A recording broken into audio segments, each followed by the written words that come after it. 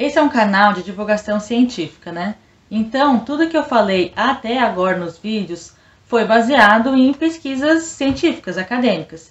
Tese de doutorado, dissertação de mestrado, artigos. Esse material todo é público. Então, se você procurar na internet, nos lugares corretos, tipo Google Acadêmico, vai lá, põe palavra-chave do que você quer pesquisar. Você pode ir no site das próprias universidades, porque as universidades têm um banco de teses e dissertações. Você pode ir no site do Cielo, que é um repositório de várias revistas acadêmicas, de várias áreas diferentes, inclusive.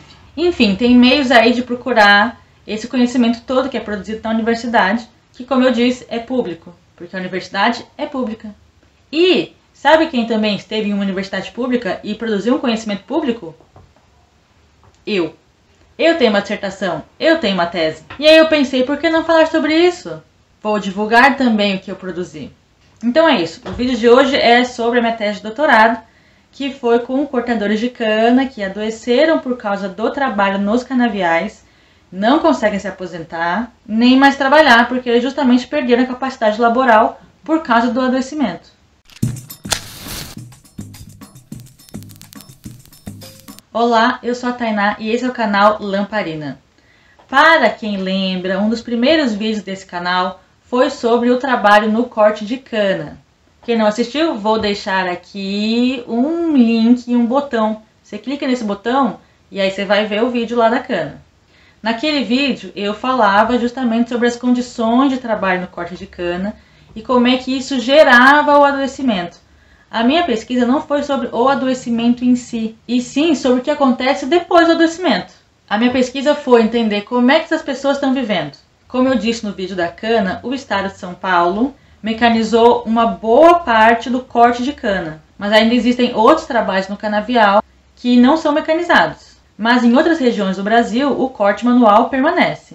Alagoas, Bahia, Goiás, Mato Grosso. Inclusive, agora, em abril, aqui no estado de São Paulo, foram resgatados 22 trabalhadores no corte de cana, uma cidade que chama Ituverava, em condições análogas à escravidão. Esses trabalhadores eram maranhenses. A maioria do trabalho no corte de cana é feito por migrantes. E aí, o processo dessa migração tem a ver com aquilo que eu falei também no vídeo... No outro vídeo? No vídeo sobre Tangará da Serra. Um processo de modernização da agricultura que expulsou camponeses de outras regiões do país. Então, a gente passa a ter uma série de legislações e políticas que vão inviabilizando a permanência de alguns camponeses, alguns pequenos produtores rurais, no campo. Essas pessoas, então, vão ter que sair das suas regiões e procurar outro lugar para viver. Elas se tornam migrantes. A minha pesquisa foi numa região chamada Vale do Jequitinhonha, no nordeste de Minas Gerais. Na verdade, o vale é bem comprido, foi em uma partezinha do vale. Mas ali já foi uma região que teve muita migração por corte de cana. Justamente porque ali também teve muitos efeitos do processo de modernização da agricultura. Então eles migravam para São Paulo, trabalhavam aqui durante a safra, até uns 9 meses às vezes, voltava para lá, ficava uns 3 meses lá, depois voltava para cá, que é o que eu falei, inclusive acho que no outro vídeo também, um processo de migração permanentemente temporária, né? Porque ele fica nessa de trabalho temporário, imigrando, por muitos anos. Só que em algum ponto, quando esse trabalhador já está com o corpo desgastado, ele não é recontratado para a safra seguinte. Então, se você não cumpriu a produtividade boa naquela safra, no próximo ano eles vão pensar, esse cara talvez não vamos chamar mais ele não. Só que quando isso acontece, a pessoa já está com o corpo totalmente degradado. Então, problema de coluna, muitos, de articulação, às vezes respiratório, por causa da fuligem.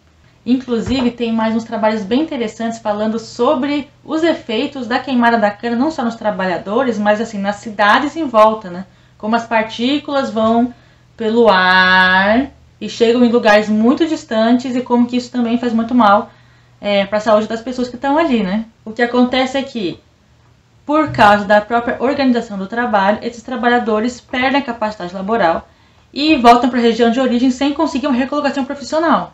Porque pensa assim, se você precisou migrar para um trabalho como o corte de cana em outro estado, se submeter a condições de trabalho muito duras e difíceis e horríveis, não é porque tinha opções de trabalho na sua região de origem também.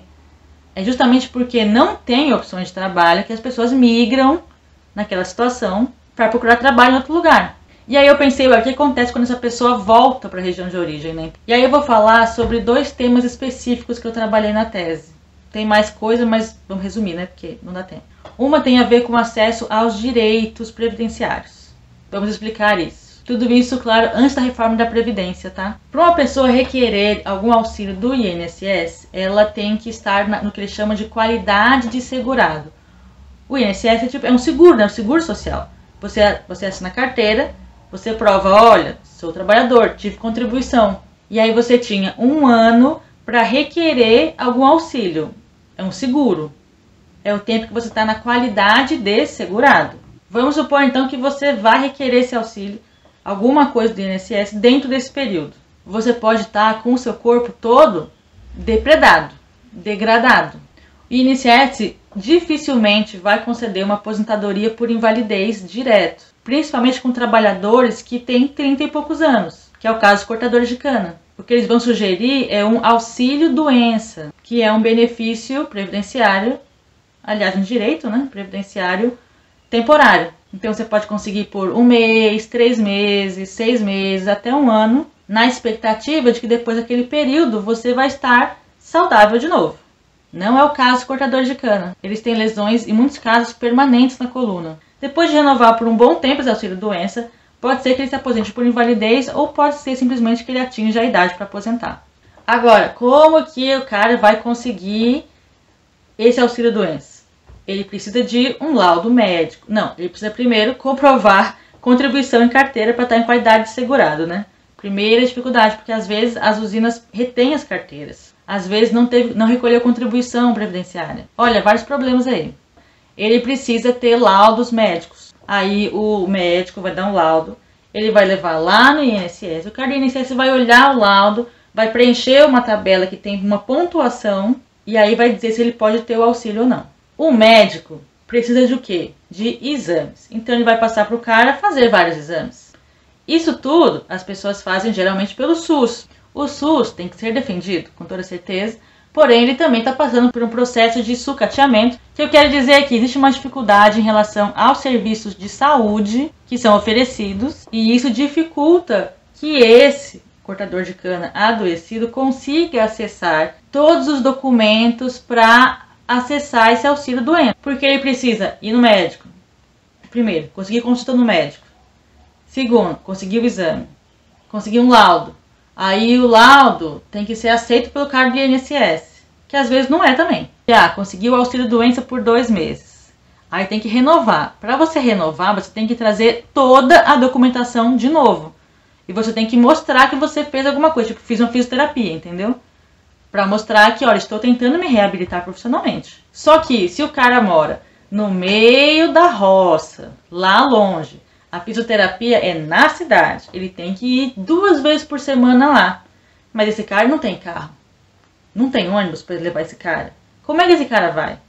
Isso tudo, essa dificuldade toda só é possível quando o cara de fato está na qualidade de segurado. Agora, se isso não acontecer, existe um benefício que chama benefício de prestação continuada, o BPC. O BPC é um benefício da assistência social e não da previdência social. Ele é um benefício não contributivo. Quer dizer o quê? Você não tem que ter contribuído com o INSS para conseguir acessar esse benefício. Na verdade, é um benefício de transferência de renda para 2 públicos específicos.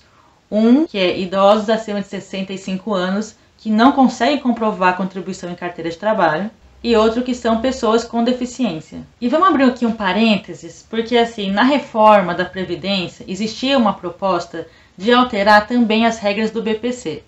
Então, bom, o BPC é para pessoas com 65 anos ou mais e pessoas com deficiência. Além disso, tem uma regra do BPC que é, essas pessoas têm que comprovar uma renda per capita de menos de 1/4 de salário mínimo. Ou seja, tem que ser menos que um salário mínimo para 4 pessoas. Ou um salário para 5 pessoas, enfim. Ou seja, já é uma condição financeira vulnerável. Essas pessoas ganhavam o benefício de um salário mínimo. A proposta da reforma da Previdência era, vamos abaixar a idade então. A pessoa pode pedir a partir de 60 anos. Nossa, que coisa boa. Porém, ela não vai receber o salário mínimo inteiro, ela vai receber R$ 400. E quando ela fizer 70, aí ela pode receber o salário mínimo inteiro. Essa proposta de mudança foi criticada até por quem apoia o governo. Mas enfim, isso aí não passou na reforma. Mas pelo que eu soube, tiveram algumas mudanças no BPC em leis posteriores, né? Fecha parênteses da reforma da Previdência. Volto ao que eu estava falando. Os cortadores de cana que adoeceram por causa do trabalho nos canaviais não são pessoas com deficiência e nem têm a idade necessária para conseguir o BPC. Porém, quando eles estão em uma situação muito vulnerável, eles são direcionados a tentar o BPC, porque aí o adoecimento dele de trabalho vai se enquadrar como uma deficiência permanente e aí ele pode conseguir o BPC. Só que com isso tem um problema muito sério, que você apaga que aquela pessoa está naquela condição física porque ele trabalhou. Você ignora o fato de que teve um processo anterior que produziu aquele adoecimento. Mas de qualquer forma, é algum meio de conseguir algum tipo de apoio do Estado a essas pessoas. Mas para conseguir o BPC, precisa do quê?